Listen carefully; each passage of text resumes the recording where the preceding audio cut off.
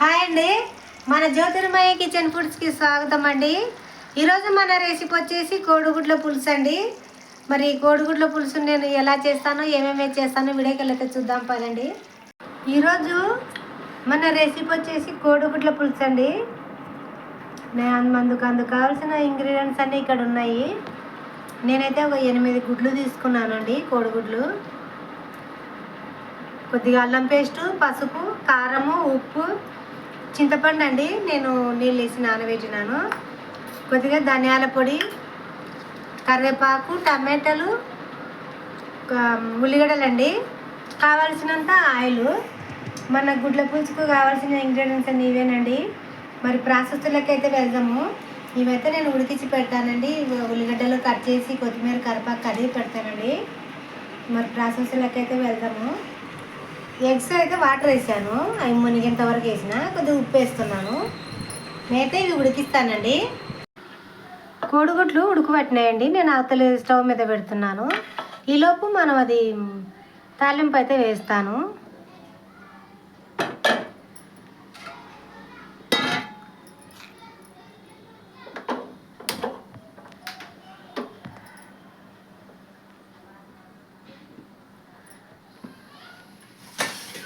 ఈలోపు ఉల్లిగడ్డ ముక్కలు అವೆಲ್ಲ కొంచెం బాగా ఫ్రై చేస్తానండి నేను.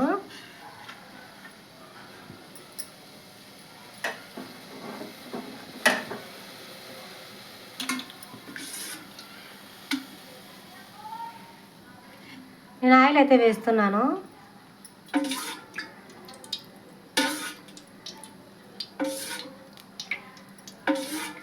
ఐదు గంటలు అయితే వేసానండి, సరిపోతుంది మన కర్రీకి. నేనైతే ఇప్పుడు ఆనియన్స్ ముక్కలు అయితే ఇలా చిన్న చిన్నగా కోసి పెట్టానండి, కట్ చేసి పెట్టాను.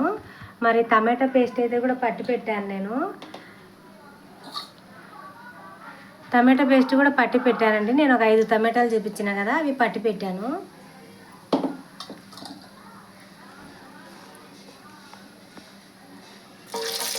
ఆయిల్ అయితే హీట్ అయింది.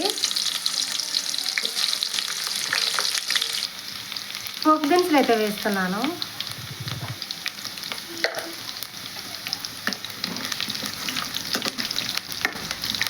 చాలా బాగుంటుందండి కర్రీది, పులుసు కదా, ఎందులోకైనా బాగుంటుందండి.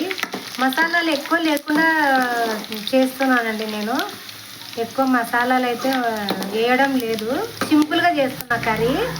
అయినా సింపుల్గా చేసినా చాలా బాగుంటుందండి కర్రీ. ఇప్పుడైతే కొద్దిగా నేను అల్లం పేస్ట్ వేస్తున్నాను. కొద్దిగా అయితే అల్లం పేస్ట్ వేస్తున్నాను.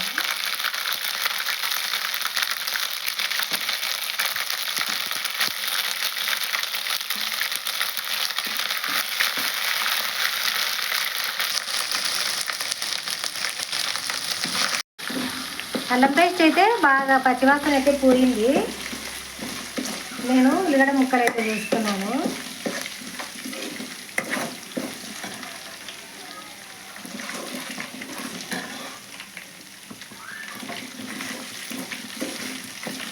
ఇదైతే బాగా ఎర్రగండి కదా అల్లం పేస్ట్. అది ఉల్లిగడ్డ ముక్కలు అంటే నేను కట్ చేసి పెట్టినా కదా, అవి అయితే వేస్తున్నాను.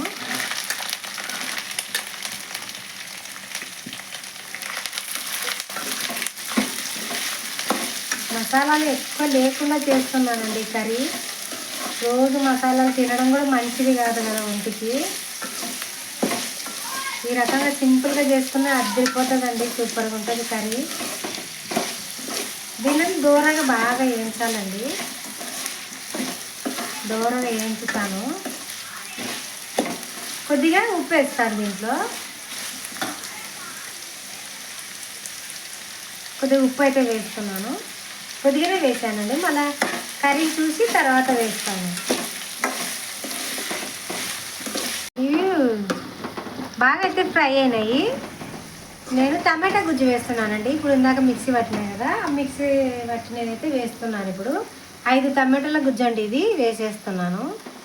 బాగా టమాటాలు కూడా బాగా ఎర్రగా అయినాయి కదా, అవి ఉల్లిగడ్డ ముక్కలు చాలా బాగా మెత్తగా అయినాయండి. మరీ ఎర్రగా అవ్వాల్సిన అవసరం కూడా లేదు, ఎందుకంటే తినేటప్పుడు పంటికి తగులుతుంటేనే బాగుంటుంది. చాలా బాగుంటుందండి కర్రీ.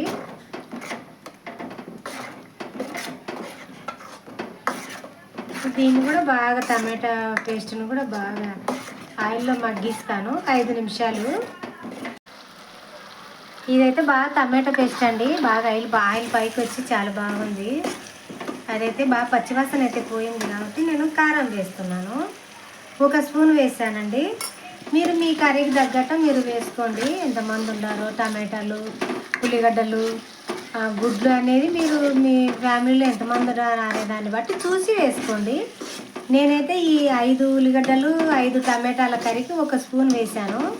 మాది కారం అయితే చాలా ఎక్కువ ఉందండి, అందుకే నేను 1 స్పూన్ వేసాను.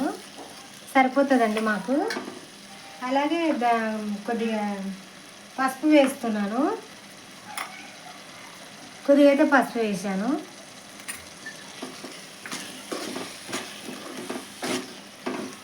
ఇది ఒక 5 నిమిషాలు మగ్గిస్తాను. 5 నిమిషాలండి మూత పెడతాను. మూత తీస్తున్నానండి. బాగా కర్రీ బాగా ఉడికిందండి. ఉప్పు కారం అవన్నీ బాగా.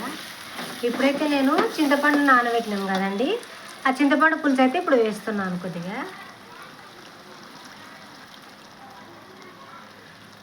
టమాటాలు వేసినాం కదా, చూసి వేసుకోండి. మీరు కూడా ఎట్లా పులుపు అనేది మీరు అడ్జస్ట్ చేసుకోండి కర్రీలో.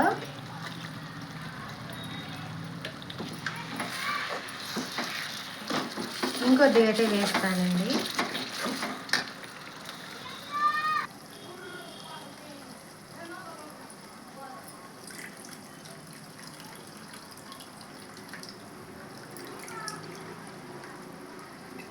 ఇంకొద్దిగా అయితే వేసాను.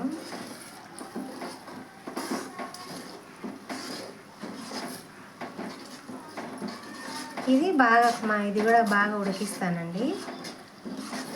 ఈ పులుపు కదా, పులుపు బాగా ఆయిల్లో బాగా ఉడికితే బాగుంటుందండి కర్రీ. ఈలోపు నేను కోడిగుడ్లను పొట్టు తీసి అయితే పెట్టాను. కాట్లు పెడతాను గుడ్లకు.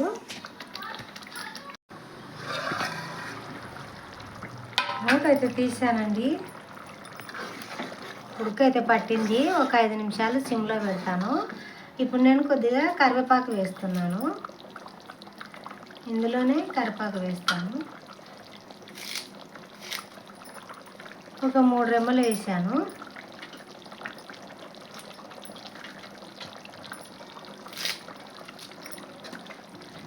అలాగే కొద్దిగా ధనియాల పొడి వేస్తాను. కొద్దిగా అయితే ధనియాల పొడి వేస్తున్నాను. ఎక్కువ వేసుకోకూడదండి ఏదైనా కానీ. ధనియాల పొడి కూడా మళ్ళా ఎక్కువ వేస్తే ధనియాల పొడి వాసనే వస్తుంది. అందుకే కొద్దిగానే వేసాను నేను. కొద్దిగా కొత్తిమీర వేస్తున్నాను.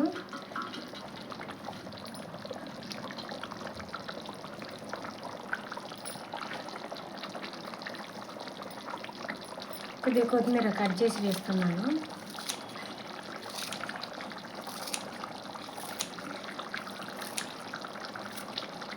వంటరాని వాళ్ళు మాత్రం చాలా ఈజీగా చేసుకోవచ్చండి ఈ కర్రీ. నిజంగా అండి, మన వంటలు అంటే చాలా సింపుల్గా ఉంటాయండి. మసాలాలు ఎక్కువ లేకుండా. ఎప్పుడో ఒకసారి తినాలి కానీ మసాలాలు ఎప్పుడు తినడం కూడా మంచిది కాదు కదా. అందుకే నేను ఎక్కువ మసాలాలు వేయనండి కర్రీస్లో. నేను కోడిగుడ్లు ఇవైతే వేస్తున్నానండి. కర్రీలో కట్ చేసి పెట్టాను. దీనిలో కాట్లు పెట్టాను, అవి అయితే వేస్తున్నాను. మీరు ఆయిల్లో వేయించి కూడా వేసుకోవచ్చండి. నేనైతే అలాగే వేసాను. ఆయిల్లో ఫ్రై చేసి వేస్తే కూడా అట్లా కూడా బాగుంటుంది. నేనైతే ఇప్పుడు ఇట్లనే వేసానండి. ఇది ఒక 5 నిమిషాలండి. బాగా పులుసులో బాగా గుడ్లు బాగా ఉడుకుతాయి కదా. నేనైతే మూత పెడుతున్నాను. ఇప్పుడు ఒక 5 నిమిషాలండి. చిన్న మంట మీద 5 నిమిషాలు అయితే మగ్గిస్తాను. అన్నీ అయితే వేసేసాము. ఉప్పు చూసుకొని మనం ఉప్పు అడ్జస్ట్ చేసుకోవాలండి. ఉప్పు అయితే చూస్తాను.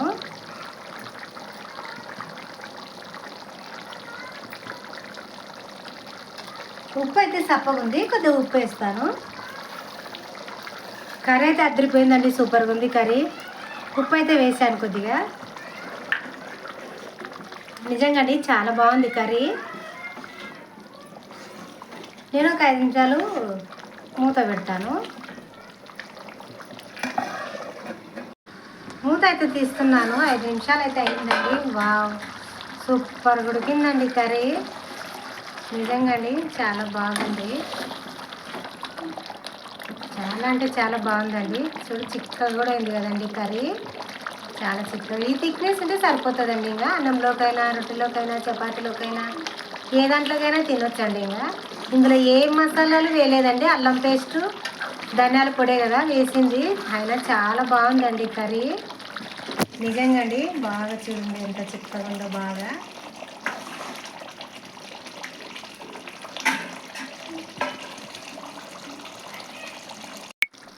అయిపోయిందండి మన కోడిగుడ్డు పులుసు. చాలా అంటే చాలా బాగుందండి. నిజంగా చాలా బాగుంది. ఎవరైనా వంట రాని వాళ్ళు కూడా సులభంగా చేసుకునే కర్రీ అండి ఇది.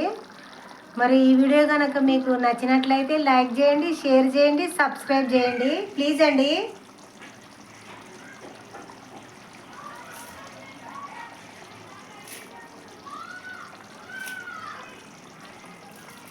కొద్దిగా అయితే కొత్తిమీర వేస్తున్నాను.